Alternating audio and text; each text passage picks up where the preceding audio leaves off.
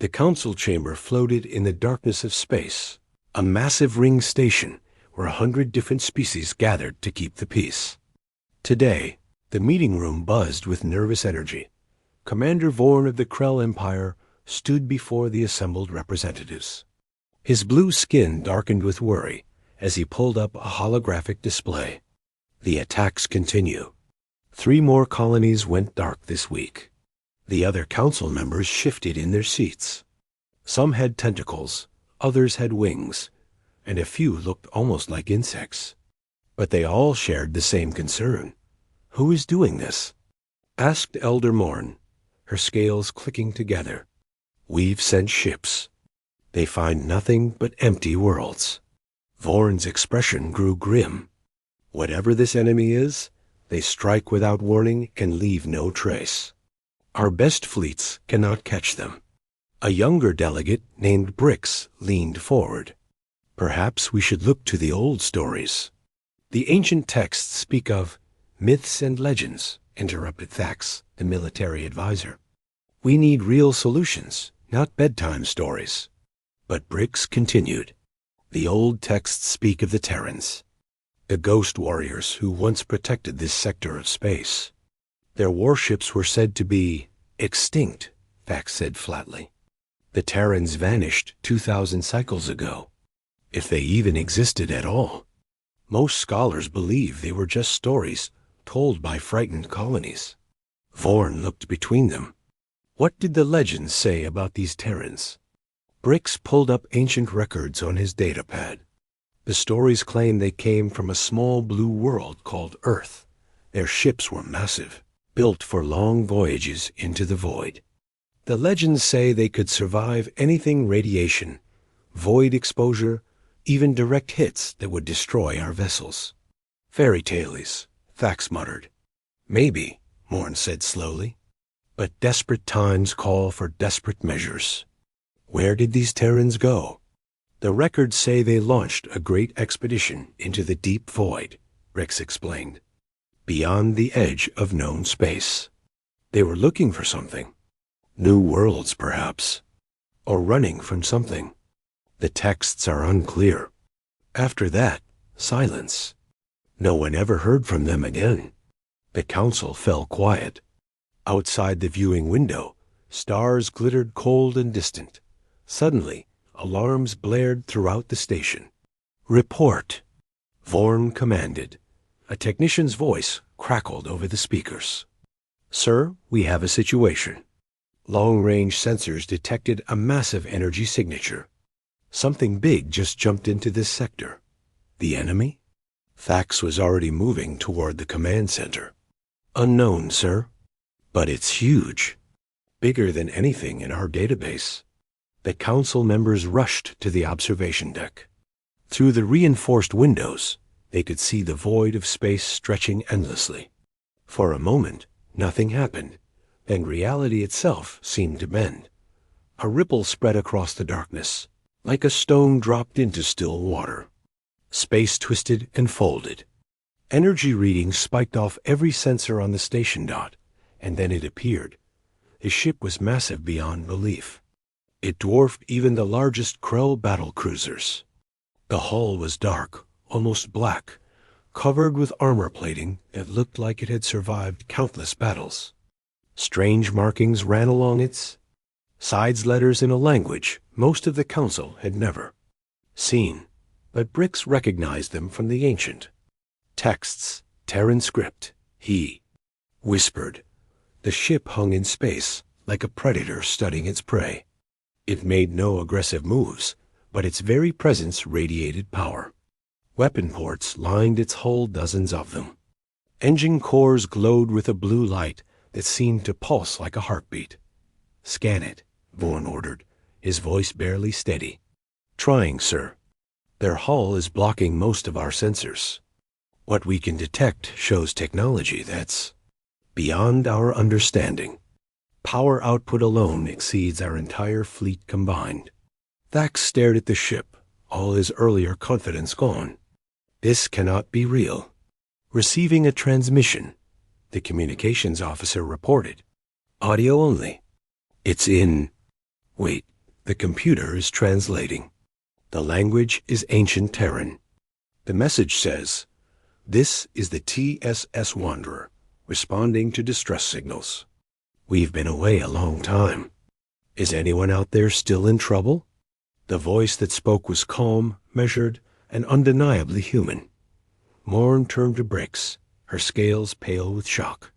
"Your myths and legends just became very real." Outside the window, the massive Terran warship waited patiently for an answer. After 2,000 years in the void, humanity had returned, and the galaxy would never be the same. Asterisk Commander Vorn's hands shook as he reached for the communication panel. Around him, the entire council stood frozen, staring at the massive warship floating outside. "This is Commander Vorn of the Galactic Council," he said carefully. "We receive your message, Wanderer. Yes, we need help. Colonies are under attack. Many have died." Static crackled for a moment. Then the human voice returned, now with more urgency. "Understood, Commander. We're detecting weapons signatures on our long-range scanners. Multiple hostiles approaching your position. They'll reach you in 10 minutes. Permission to engage?" Thax stepped forward. "How can you detect them?" "Our sensors show nothing." "Your technology is good," the human voice replied. "But we've spent 2,000 years in the deep void. We learned to see things others miss. Trust us, they're coming. And they're not friendly." Vorn looked at his tactical display. Empty, nothing but stars. He had to make a choice. "Permission granted, Wanderer. Defend the station." "Acknowledged. All station personnel, secure yourselves. This might get rough." The Terran warship suddenly blazed to life. Its engines flared bright blue, and it moved with impossible speed for something so large. Within seconds, it had positioned itself between the council station and empty space. "Still nothing on sensors," a technician reported. Nervously, then reality proved the humans right. Ships appeared from nowhere, dark vessels that seemed to absorb light itself. Dozens of them, all bearing down on the station. They had been hiding using some kind of stealth technology that made them invisible to council sensors. "Contact!" Vorn shouted. "All defensive systems online." But the Wanderer was already moving. The human warship's weapons lit up the void. Brilliant beams of energy lanced out, striking the enemy vessels with perfect accuracy. Each shot found its mark. Enemy ships exploded in silent flashes, their shields useless against the Terran weapons. "Impossible," Thax breathed. "Those were direct hits at extreme range. No one has that kind of targeting capability." The enemy fleet tried to scatter, but the Wanderer was faster. It rolled and twisted through space like a dancer, its massive frame moving with grace that defied physics. More weapons fired missiles that tracked their targets with relentless precision, energy cannons that tore through armor like paper. Within 5 minutes, the battle was over. The enemy fleet was destroyed. The council chamber remained silent for a long moment. Then Elder Morn spoke quietly. "What are you?" The communication channel opened again. This time, a video feed came through. The screen showed a human male sitting in a command chair. He had gray hair and wore a dark blue uniform with strange insignia. His eyes were tired but kind. "My name is Captain Ross," he said, "commander of the Terran survey ship Wanderer.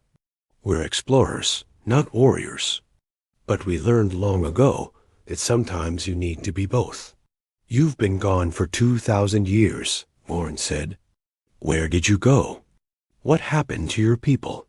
Ross leaned back in his chair. "We went looking for answers. Earth was dying, and we needed new homes. So we launched the great fleet, thousands of ships, carrying millions of people into the unknown void. We went so far that even light from this sector took centuries to reach us." "And did you find new homes?" Morn asked. A small smile crossed Ross's face. We found more than we dreamed.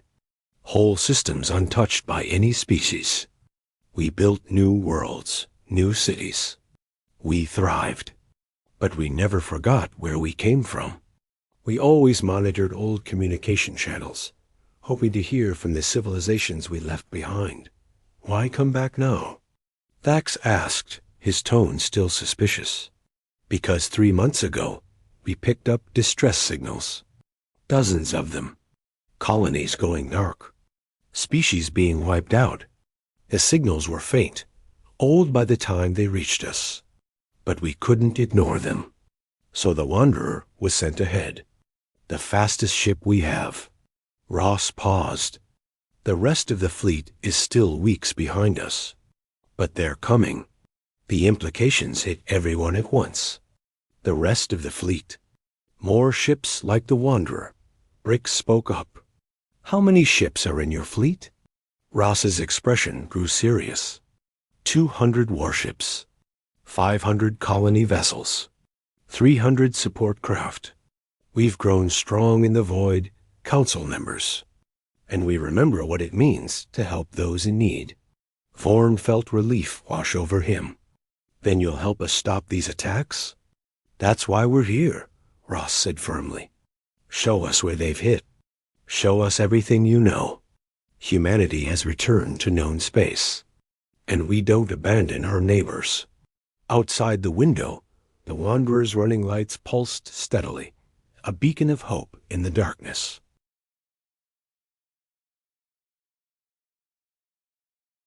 The Wanderer remained docked near the council station for 3 days. During that time, Captain Ross and his crew shared everything they knew about the mysterious attackers. In the main briefing room, holographic displays showed star maps and battle data. Ross stood at the center, pointing to several marked systems. We tracked their pattern, he explained. These attackers hit isolated colonies. They avoid military targets. They want easy prey. Commander Vorn studied the map. But why? What do they want? Resources, said Lieutenant Grant, Ross's second officer. She was younger, with sharp eyes that missed nothing. They're stripping worlds of minerals, technology, anything valuable. Then they disappear before anyone can respond. Thax crossed his arms. We sent our best fleets to investigate. They found nothing. Because you were looking in the wrong places, Ross said. He zoomed the map out, showing the space between systems. They hide in the dark zones. The empty spaces where no one travels. They used the void itself as cover. How do you know this? Elder Morn asked. Ross's expression grew distant. Because we lived in that void for 2,000 years. We learned its secrets. How to hide, how to survive, how to see what others cannot. The void teaches you patience and makes you strong. Brix leaned forward with curiosity. Tell us about your journey. What was it like out there? Ross was quiet for a moment, remembering. The first 100 years were the hardest. We lost ships to the darkness. Some crews gave up hope, but others kept going. We found dead worlds and living ones. We discovered resources beyond imagination. And we learned that humans can adapt to anything. We built stations on frozen moons, Lieutenant Grant added. We mined asteroids and systems with no sun. We created new technology because the old ways didn't work in deep void. Every challenge made us stronger. And your population? Vorn asked. How many humans are there now? When we left known space, the Great Fleet carried 12 million people, Ross said. Today, across all our colonies and ships, we number nearly 2 billion. The council members gasped. 2 billion. It was a staggering number. We've been busy, Ross said with a slight smile. Humans are good at survival. Give us a challenge, and we find a way through it. Suddenly, alarms blared again. The tactical officer's voice came over the speakers. Captain, multiple enemy signatures detected. They're heading for the Talora colony, 20 million civilians. Ross was moving before anyone else could react. Battle stations. Grant, get everyone to the Wanderer. Council members, stay here where it's safe. But Vorn stood tall. No, we're coming with you. It's time we learned to fight back. Ross looked at him with respect. Then move fast. We launch in 2 minutes. The Wanderer's bridge was organized chaos as the council members arrived. Human crew worked with practiced efficiency, their hands flying over controls that looked nothing like standard galactic technology. Jump coordinates locked, Grant reported. Enemy fleet is 20 vessels strong. They're already attacking the colony. Then we'll even the odds, Ross said calmly. All weapons ready. Jump in 3.2.1. Now. Reality twisted. The Wanderer leaped through space, covering light years in an instant. They emerged directly above Telora colony.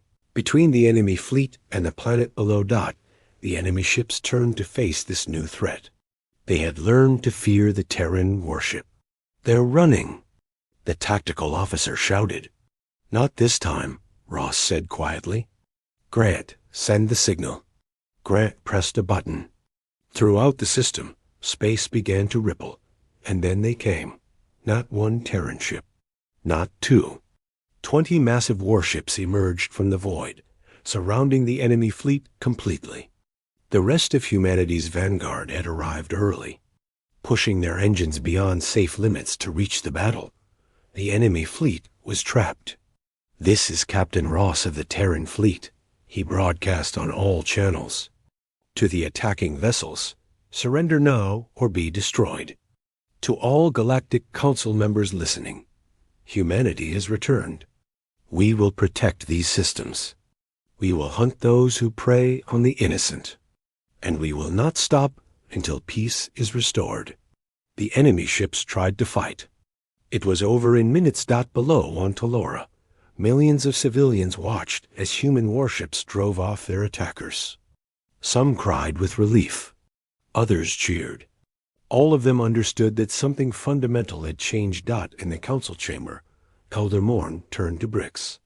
You are right about the legends. The Terrans were real, and they're exactly what we needed. Vorn looked out at the fleet of human warships holding formation. Welcome home, humanity. The galaxy has missed you. We missed it too, Ross replied softly. And this time, we're here to stay. The end, asterisk.